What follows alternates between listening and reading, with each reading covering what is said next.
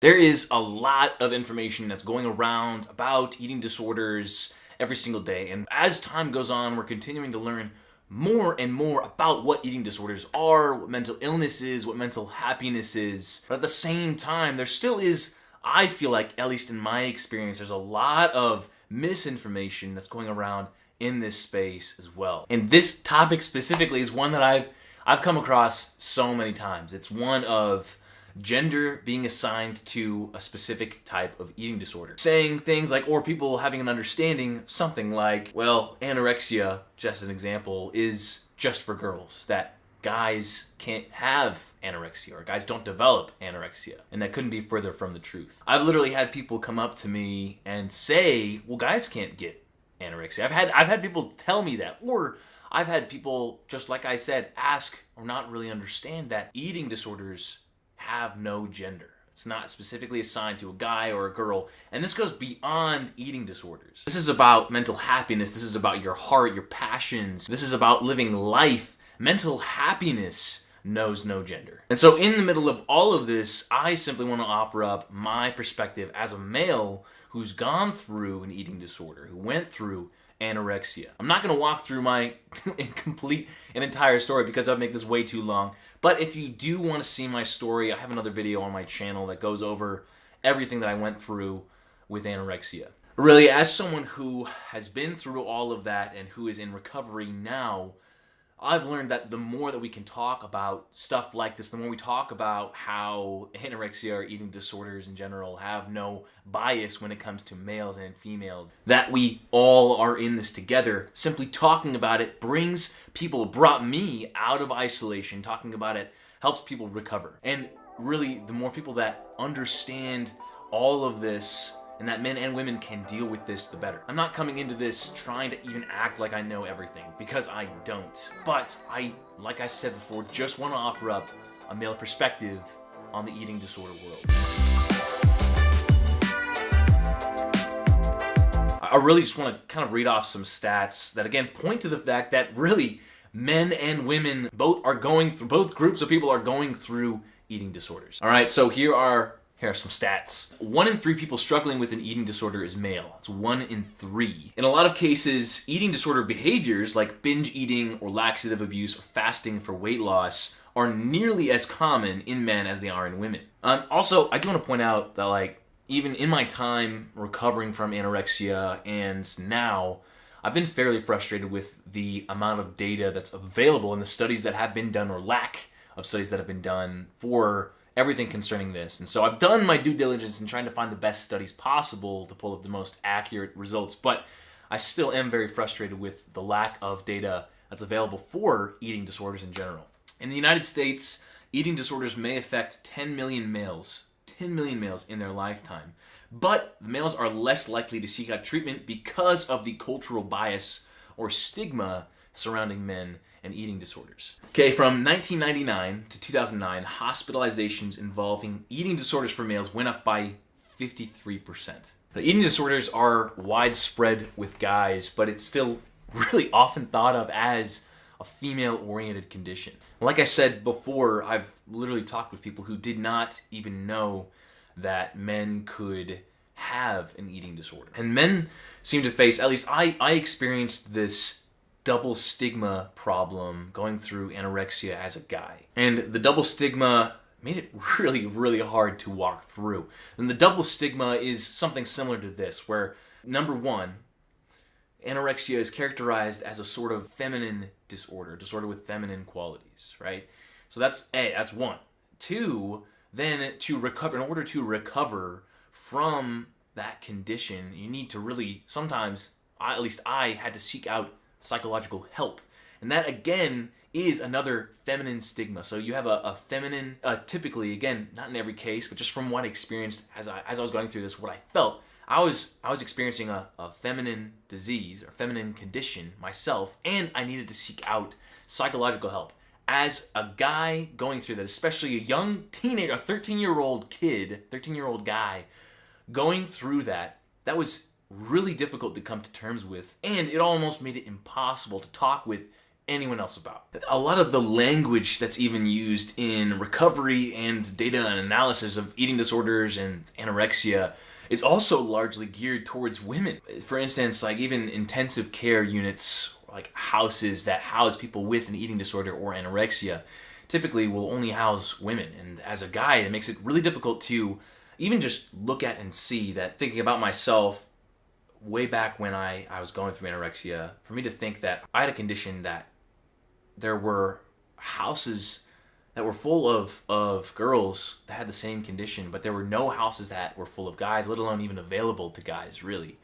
Or if I was a guy and I was induced into an intensive care unit like that, I would be mixed in. I'd be one guy among many girls. It made me feel very, very, very isolated. And when I was a guy with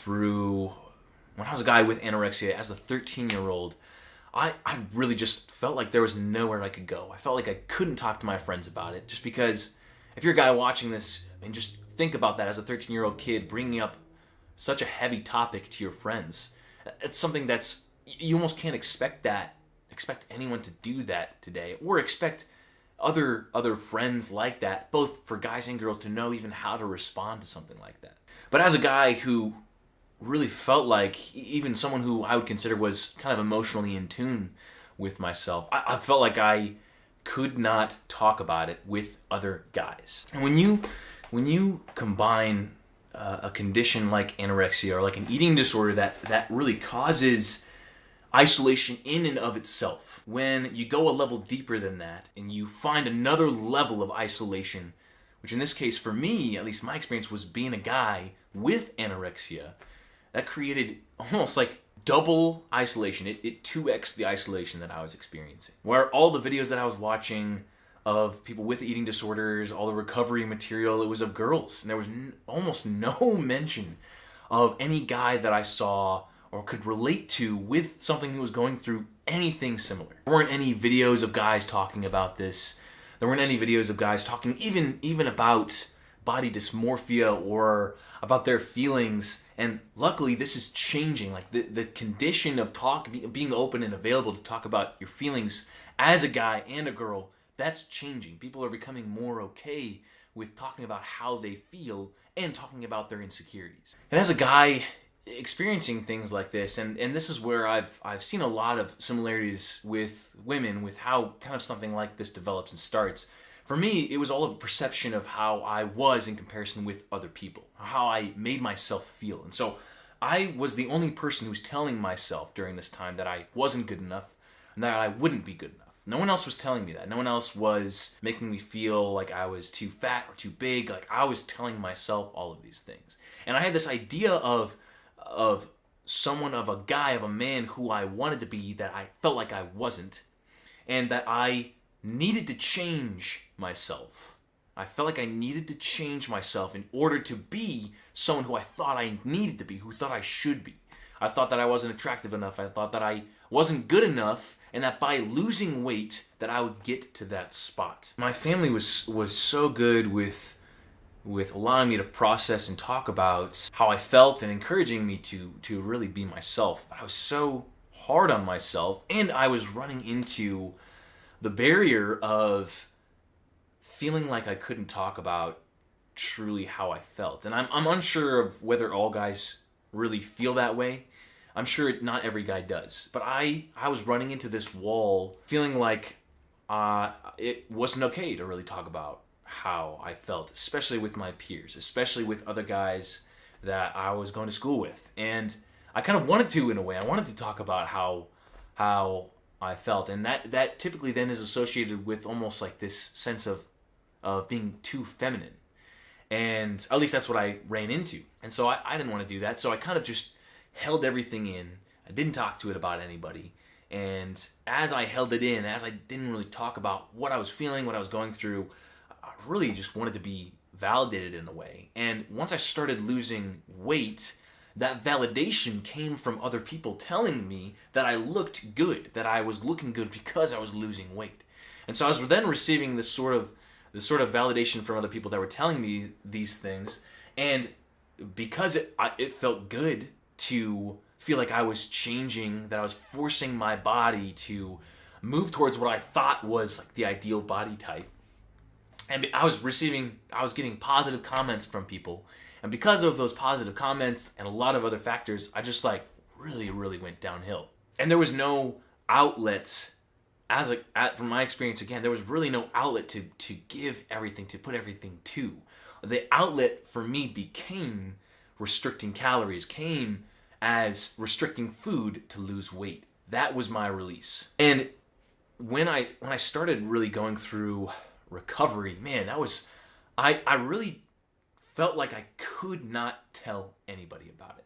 I just didn't want to tell anybody what I was going through because of this feeling of me feeling like, even though I was very wrong, me feeling like what I had made me weak. And that's not the right mentality, because it's not true at all. What makes someone strong is the ability to look at themselves, accept who they are, and talk openly about how they feel. That is true strength, and that's true love, self-love. As I was going through this recovery, I just didn't want to talk about it to anybody. And so I kind of mentioned it to my close friends. You know, I can't expect my friends to know how to respond, especially around the age that I was at. This was maybe around, again, it was like middle school. So how can I expect anyone in middle school to know how to respond fully to me telling them that I have an eating disorder, that I have anorexia? I just can't. As I continued to recover, I was exposed to therapy, to a counselor very, very early on. And in this way, I felt like I was really able to get in tune with who I was from a very early young age. And it made me, through a long period of time, for a couple years, I really went through this deep dive into who I was and accepting who I was as a man, as just a person in general. And that is where true recovery started to come from. Once I got above, went through a long recovery, once I got above that weight, my mind, my mentality kind of switched.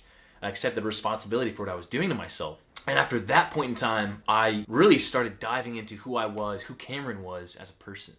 And I would say once I reached a really good, solid state of recovery, I had learned to accept who I was. I had learned to accept the fact that I didn't need to strive to be somebody else, and that I could openly talk about what I was going through without having to worry about what other guys, what other girls were thinking about me. Now, of course, it's easier said than done, and that took like years for me to get down. The thing is, though, like even once I realized that, when I was in college, I actually regressed.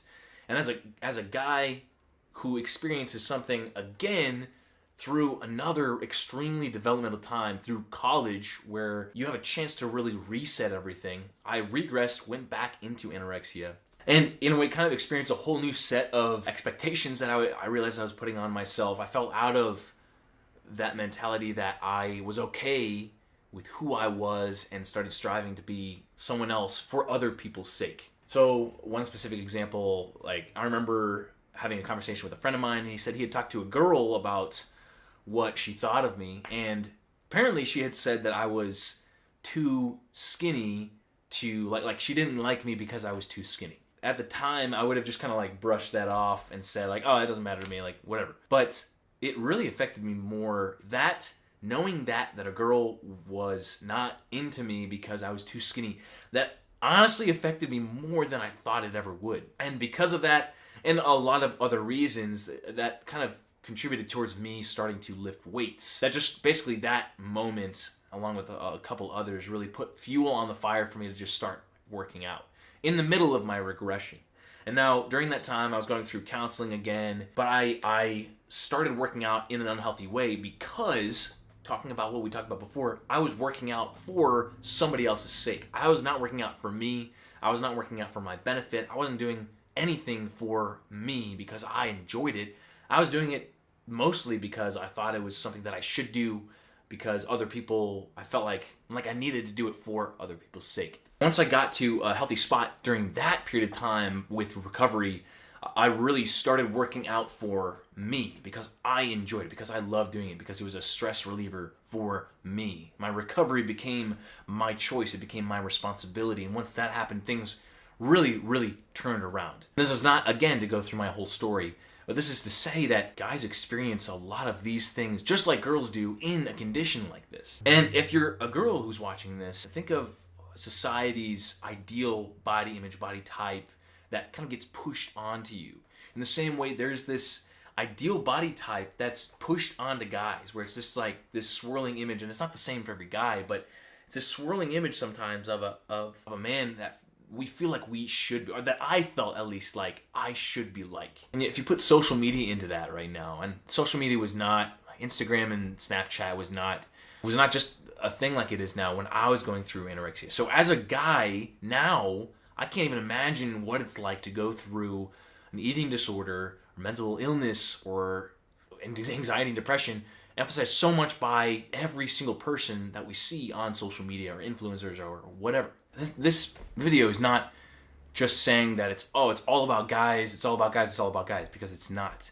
This is saying that eating disorders like this, conditions like this, they know no gender. They affect girls just like they affect guys. No group is exclusive to a condition like this. And the more that we talk about it, the more that a conversation is happening, letting people know that you're not alone in something like this. If you're a guy, if you're a girl, whatever you're going through, if you're going through this, you're not alone in this. In the end, I really think that all of this really boils down to being able to it boiled down to me being able to look at myself and say, hey, I have these flaws, and that's okay. And who I am is good. I am Cameron. I have these characteristics and qualities that give me trouble. But I also have all these characteristics and qualities that I am proud of and that are good. I just wanted someone to come up to me and either ask me, hey man, I feel like you're struggling, and I know this is not who you are deep down.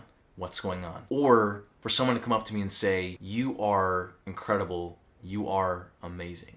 And I don't even have to know who's watching this to tell you that no matter what you're going through, you are incredible, you are amazing, and that you are worth fighting for yourself and for other people to fight for you. You are worth so much. For both guys and girls, more conversation just needs to happen about this stuff. If I'm gonna move towards living the best life that I can, then I know that I need to talk about it. I know that I need to talk about what I struggle with. I know that I need to talk about what I've been through, and I know I need to share what I've been through and how other people helped me recover and how I got there as well. Our understanding and definition of masculinity and femininity is changing.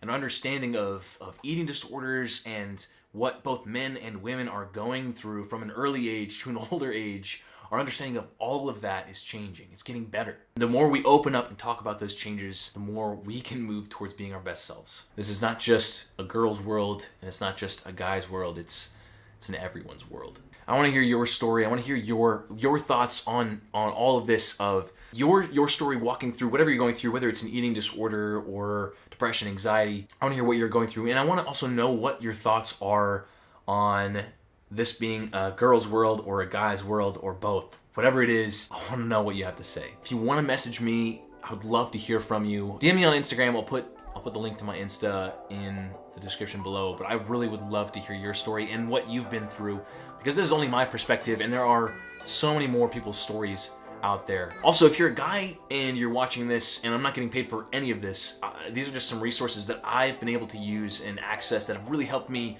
especially recently, just kind of diving into what a healthy masculinity looks like. I'll put the resources in, again, the description below, but there's a guy, his name's Lewis Howes, who has a podcast and who wrote a book that are just incredible. The book is called The Mask of Masculinity, and his podcast is called School of Greatness. Those have been incredible resources for me as a guy. And there's also a podcast called Man by the Liturgists. And I'm going to link to that in the description below as well. Great resources that I've used to dive into myself and dive into what it means to be a man walking through what I walked through. Thank you so much for watching. Appreciate your time so much.